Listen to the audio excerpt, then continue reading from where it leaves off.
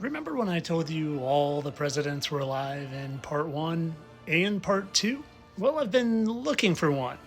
And let's just say John Wilkes Booth, my ass. You see, my wife and I have been watching old movies to see what my new eyes can see, and we pop this one out. And well, they always like to tell us the truth subtly in movies.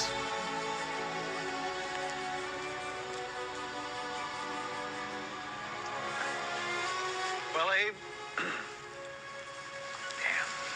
wish I could have been there for you, pal. Now, when they tell us the truth in movies, it's subtle. It's little winks at us. And well, I couldn't help but notice. And to be honest, I was shocked it took me so long.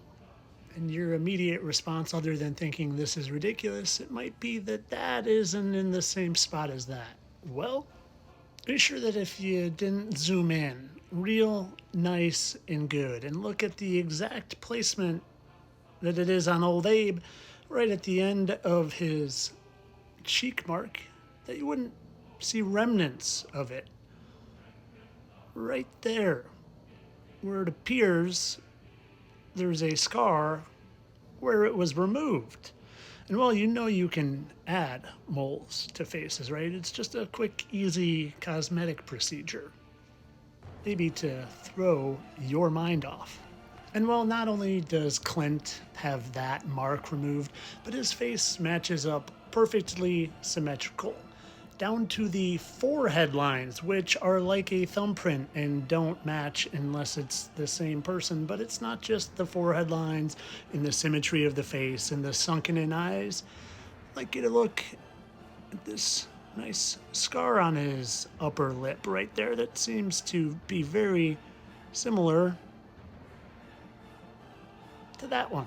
And again, how their faces match absolutely perfectly. I'd like to draw specific attention to that line right there that just smooths over exactly, which again doesn't happen unless they're the same person.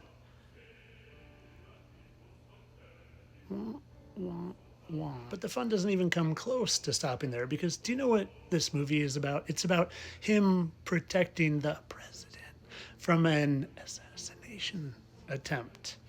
And well, the guy trying to do it uses the name Booth as an alias. And the actor playing Booth is John Malkovich, in fact. And John Malkovich makes a whole lot of phone calls from a phone booth.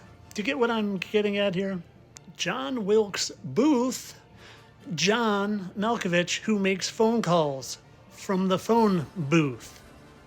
John Wilkes Booth, John Malkovich, who makes phone calls from a phone booth. Now keep in mind, it's pretty darn hard to find a picture of John Wilkes Booth with much, but I noticed that very obvious mark right there. That seems to be, if I were to say, exact to that mark right there. But of course, all this for entertainment purposes. I don't really think that all the presidents and actors and a lot of the athletes and all the musicians are fallen angels, or at the very least, Abrina guzzling vampires. No, I definitely don't think that Clint is Abe, or that Epstein is Andrew Jackson, or that George and Martha Washington are Glenn Close and Glenn Close's husband, or that President McKinley is Jeff Daniels, or Millard Fillmore is Alec Baldwin, or Teddy Roosevelt is Robin Williams. Those are both of their wives. Or that President John Tyler is actor Peter Cushing, or that President Andrew Johnson is Tommy Lee Jones.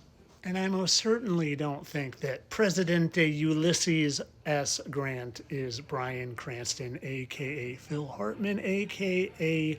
Walter White from Breaking Bad. Now, that's ridiculous. Just total nonsense. I don't really think all the presidents are still alive and fallen angels, just in new roles, still alive. Entertainment only, people.